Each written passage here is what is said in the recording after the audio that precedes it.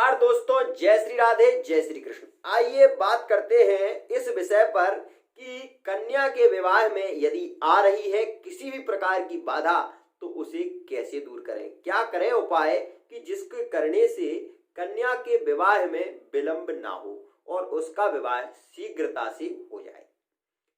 हम जो भी उपाय लेकर आते हैं वह पूर्णतः लाल किताब के माध्यम से ही होता है और यह भी देखा गया है कि यह उपाय करने के बाद व्यक्ति को सुख की अनुभूति होती है।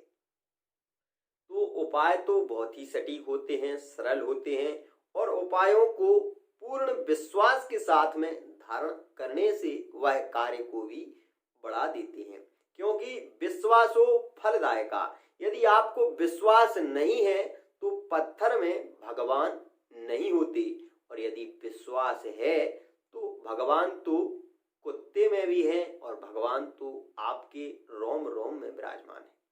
तो विश्वासो फलदायका। जो भी बात हम कहते हैं वह पूर्ण सटीक और पूर्ण ही सटीकता से उसको प्रखरता से लाल किताब के माध्यम से उसको लेते हैं और फिर आपको वहां से अध्ययन करके और शोध करके ही आपके लिए वह लाते हैं। तो विवाह के लिए यदि किसी कन्या की उम्र 25 से 28 वर्ष हो गई है और विवाह नहीं हो रहा है तो आपको यह उपाय करने की बहुत ज्यादा आवश्यकता है। सबसे पहले तो आप कन्या की कुंडली को खोलें और उसमें देखें क्या उसकी कुंडली में सप्तम भाव में शनि विराजमान है, क्या उसकी कुंडली में कुंभ और मकर राशि सप्तम भाव में है, या फिर शनि की दृष्टि सप्तम भाव पर पड़ रही है, या फिर राहु केतु की दृष्टि सप्तम भाव पर तो नहीं है। इन सभी बातों का आप ध्यान रखें।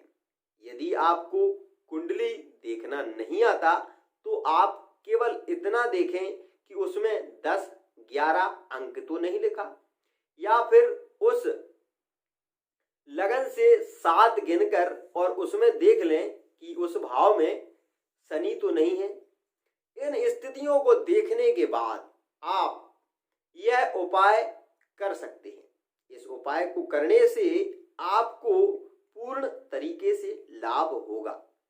करना आपको बस इतना सा कार्य है कि आपको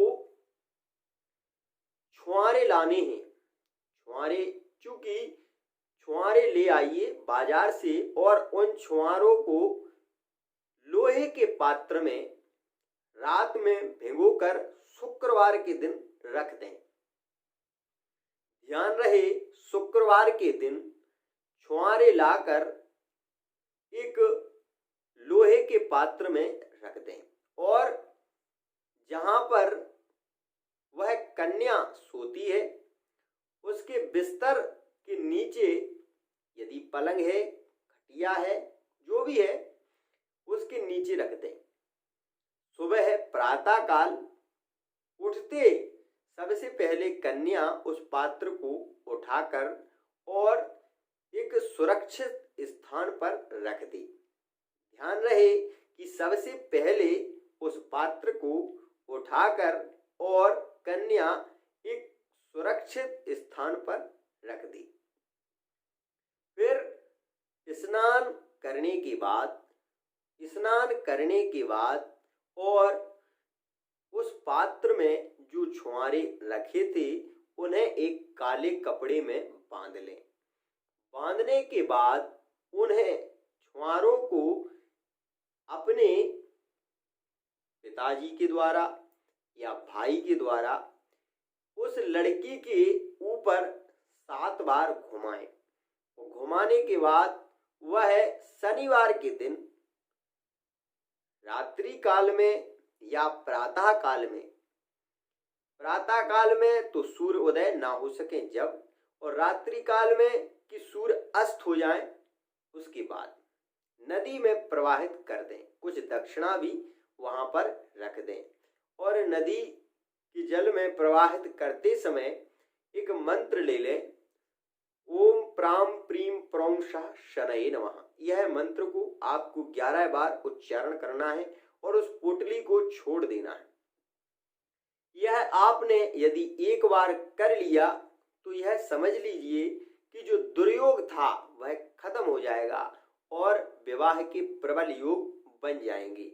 यह 41 दिन के अंदर अंदर आप जहां भी जाएं वहां सुंदर घर और वर की स्थिति को देखकर रिश्ता पक्का करेंगे तो विवाह में बाधाएं नहीं आएंगी। इसी के साथ मैं अर्पित मिश्रा विदा लेता हूं आपसे। जय जय श्री